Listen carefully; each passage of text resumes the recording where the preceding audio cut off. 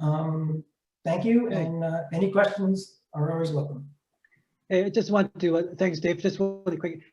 Hey, Dean Johnson, Dean, you folks at Chevron, do you see some of this log messaging, some of the stuff? Do you think that might be useful to what you guys are doing, Dean? Well, absolutely.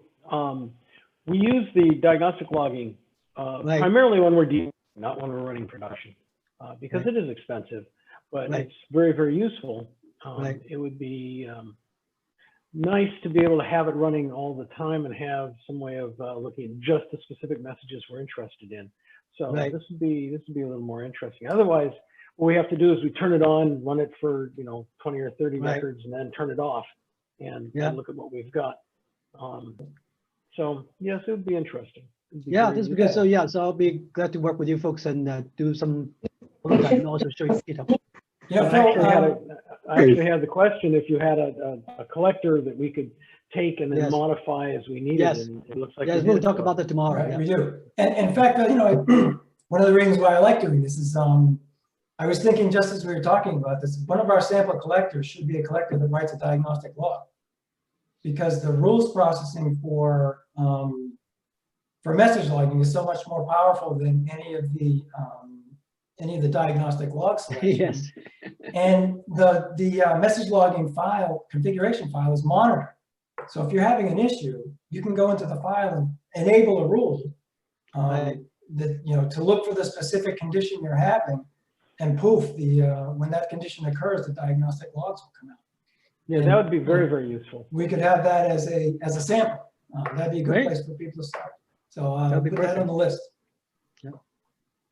Quick question, Yeah. Bill and Dave. Al? Is this logging only on the off-platform side, or can this also be logged on the nonstop? It's actually on the nonstop. It's That's on what the we're talking about. nonstop, yeah. It is So all on the nonstop. Okay. Oh, it's on the nonstop. You can So what send the results. You can, if you want to log it off platform, your collector can do that, but the logging itself occurs on the nonstop. Yes. And again, that would be under an NSCRAP file, not OSS? Yeah. So it's Yeah, everything's in Guardian. Yeah. Guardian, yeah. Guardian. Thank you. Yeah. So. Okay. Questions, comments? Okay. Let's see who. So Carl, anything question on you and the rest of the RJ team? Chris, Laven, and everyone else? I think that was very helpful and pretty informative, and did find out some things I don't think we were aware of. We did just recently upgrade, so we're pretty much up to date on both of the Lightweight Client server products. And I think for us, getting the information over to Splunk would be very helpful. Okay, great. Yeah. So how about our friends from Latin America? So Gabi, maybe you need to see Spanish, ask our Spanish friends whether they have any questions, or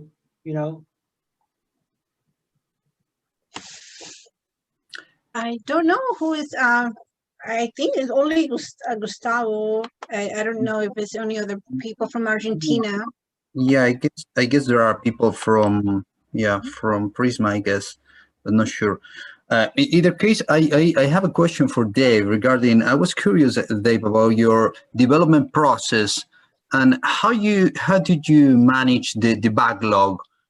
How is that input? Because I imagine that you have many things in the backlog for developing in the future. The input of that backlog comes from, I guess, customers or also from your team. How is that? Well, yeah. We've got a long backlog of features that we'd like to put in. We come up with things that we think are important based on what we see going on in the industry. And also that's Phil Lee sending email to Dave. Said, Dave, it would be great if we have this. We have a customer wanting this. Well, yeah. Well, what I was going to say is we do like getting feedback from customers. We're kind of customer driven, I think. It doesn't help anybody if we develop features that nobody wants. Right. So yeah, we like to hear things like, hey, why doesn't it do this? Or, you know, can it do that? Or, yeah, and that's where our backlog basically comes from.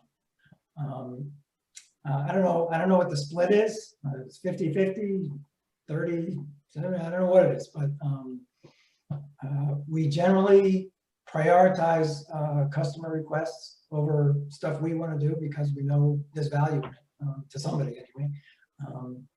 Yeah. That's how it goes. But to that point, I want to, if I may speak on behalf of Dave, is the fact that's what we enjoy about this MEP meeting is for we do welcome suggestions. We do not necessarily guarantee they're going to implement next release, but I think Dave always looks for input from clients, from prospects, and from the industry, see what makes sense. So we can share them today, you can share them tomorrow, but you can also share them, continue to share. I think Dave welcome ideas, and then we'll prioritize which one makes sense, right, Dave?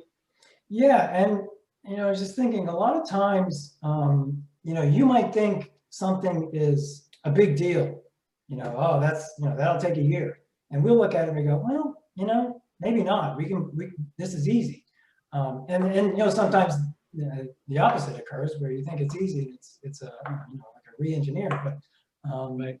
yeah, don't be, I don't know, shy is the right word, but if you got an idea, send it over, and we'll certainly take a look at it. One idea I would like to advance is for Lightwave client. I can wait till you want to go to the client side if you want to, or I can tell you now, whichever you prefer. Yeah, please go ahead, JJ. Hey, yeah, go ahead. Okay, so let me tell you our development environment. You need to know our development, how our development environment is set up. So we create within the development environment, we create a full-blown pathway environment completely by each project. Okay, so each project, they can make a request, and the tech support folks go out and they create a mini environment only for that project, which you can go change it and you're not impacting any other project. So we've got literally tens of these different self-contained environment set up, what we call ITE, right? Our challenge is that from each of these, similarly, we have the same thing on, non-Tandem platform. They get their own different environments, like the e-com or mobile or whoever client. One of the challenge we run into is when we start doing the Lightwave client, what we would like to have possible to provide to the Lightwave client the URL which it should go to. Otherwise, we end up setting separate pathway, client servers for each endpoint we want to go to. So is it something you want to consider, that is there a way we can provide, at runtime, hey, send it to this endpoint, my request. The request format will be the same, reply format will be the same, except the endpoint could be different, which if you can dynamically control it. Not sure I'm following. Do you mean, oh, go ahead, Phil. Yeah, so like AJ basically saying is that, so to be able to get the remote web service endpoint in part of IPM. In the IPM. Oh, okay.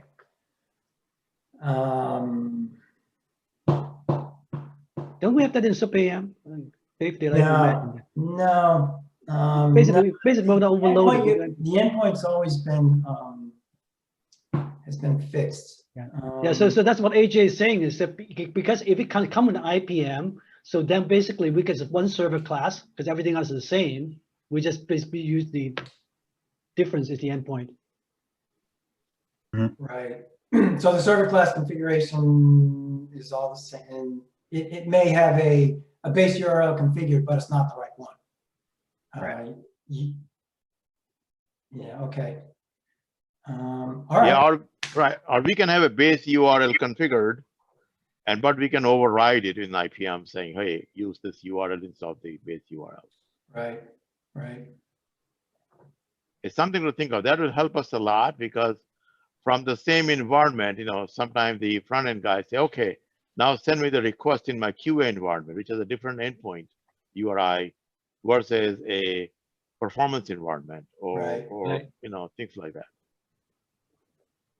Okay. Good point. Yeah, it's an interesting question. And we kind of have the same, not the same issue, but yeah, we spin up a new pathway for every JIRA issue that we're working on, a new configuration. Our tests actually write out the startup file with the correct URL and restart the server class to make that work. But it might be a lot easier if we provided something like you're asking for, like a dynamic base URL. So yeah, I'll think about that. Okay. Yeah, even in production, like for instance, in Lightwave's client, we'll have 2 servers defined in production. One, we call it a canary one. So you might send it to the normal one for 99%, but you want to peel off this one district and send them to a new endpoint, Right. just as a testing situation. Yeah. And maybe for 2 days. So now they change the COBOL to send it to the canary, to a different pathway server that's the Lightwave clients. And where if you could do what AJ just said, you could just use the one server and just send in a URL. That's another good use case. Yeah. Okay. Yeah. We'll definitely have a look at that one. Harsh, did you have a question, Harsh? Hey, Phil, I had one question. I don't know if that is implemented yet, but in Lightwave server, like we generally want to mask some of the values, like some of the tags. If we have, let's say, the account numbers, we want to mask the middle digits for that. So I know that we had a discussion earlier on this, and they told that if we have to mask the whole tag. We can't mask the individual. If something in the middle, we have to mask the whole thing. So is that implemented, or if we have anything new in logging for that? Right. So we do have that sensitive data masking feature where you can set individual fields as being sensitive, but you're right, it does mask the entire field. We don't have a feature yet that will allow you to, mask.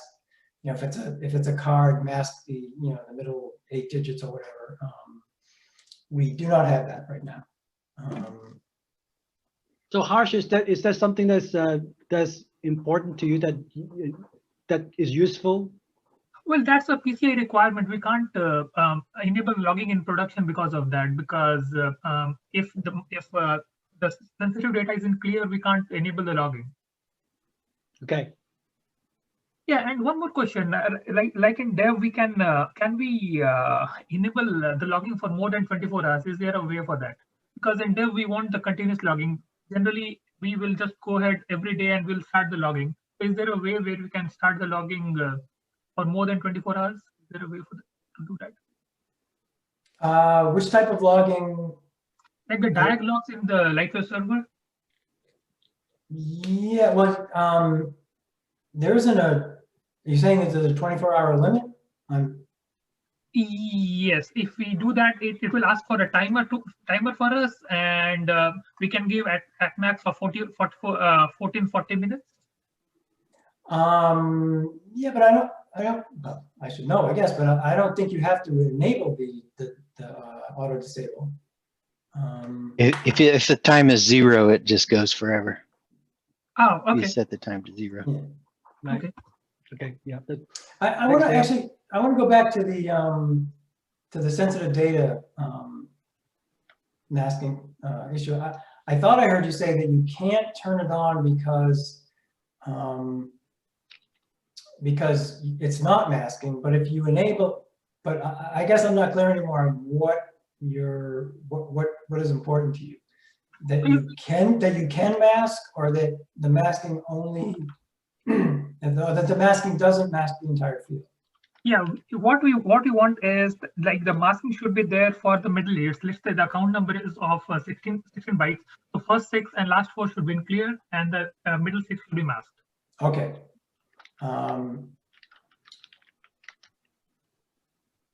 Okay, but that to me that's a separate issue than it doesn't work for you if the entire field is masked. You can't turn Well, on. well, in that case, we won't be able to identify the yeah. account. It masks the field, which is good in production, but it's the field is no longer helpful. Exactly. Yeah. Okay. Okay. I get it now.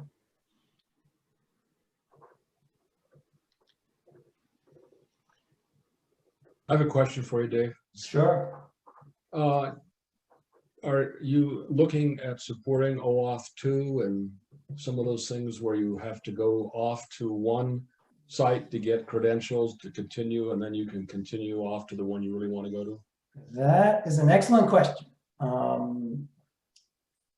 Are we thinking about it? Yes. In fact, the next, Still thinking. well, actually, the focus for our next feature release is security and authorization and authentication and those things. We want to do a JSON Web Token in both products. We want to do API tokens. You can only push HTTP basic authentication so far before you have to start doing real world authentication. And OAuth is one of the things we're going to look into. There's having to go, in the OAuth model, where a resource server having to go off system to get authorized for every request, it just doesn't seem like the performance is going to be there. It's okay for browser-based applications where you authorize maybe infrequently, but in a transaction-based environment, I think it's just going to be too much. JSON Web Token is a mechanism where the certificate used to sign the JWT is on the server and can be authenticated or verified right there without going off site. So that's why I'm leaning towards that solution more. But I guess to answer your question, yeah, we're thinking about it, but I don't know if that's ever going to be a reality. That type of authentication. I really want to do JWT. It's going to get to the point in client where we can't live without it. And in server, it's a good idea. So I guess stay tuned for that one. Let me ask you something. Is that a requirement for anything you're working with? Well, what we ended up having to do, yes, it was or is. Oh, I think I know what you're talking about. Yeah, so we ended up having Let to me guess, do you two use different. API Gateway? Go ahead. I'm sorry, I was just gonna, I apologize, I'm getting ahead of you. Is this the thing you used API Gateway for in front of Lightwave Server? Or? Well, we also did that. Okay. Yeah, we put in a proxy that handles it. But the other thing, is where you can, in essence, have to have two requests. So the first request goes off, gets the auth token, and then the second. So we actually treat it as if it's two different connections. From a client standpoint,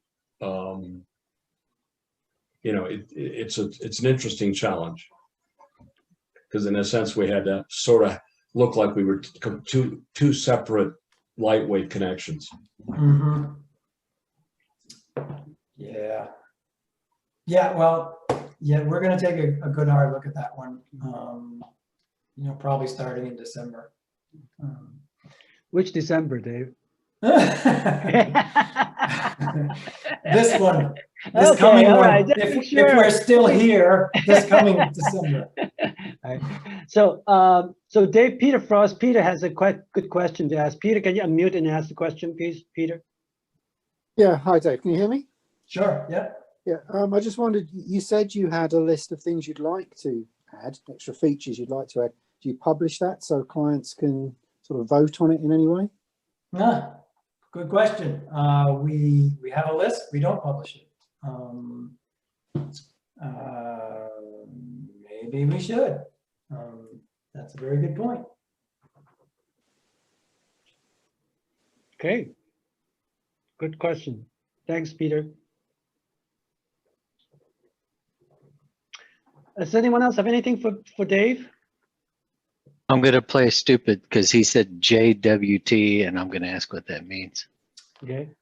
JWT, boy, it's an acronym for JSON Web Token. It is it's not an authentication, it's an authorization scheme that is, now I'm gonna have to act stupid because I haven't looked at it in a month or two.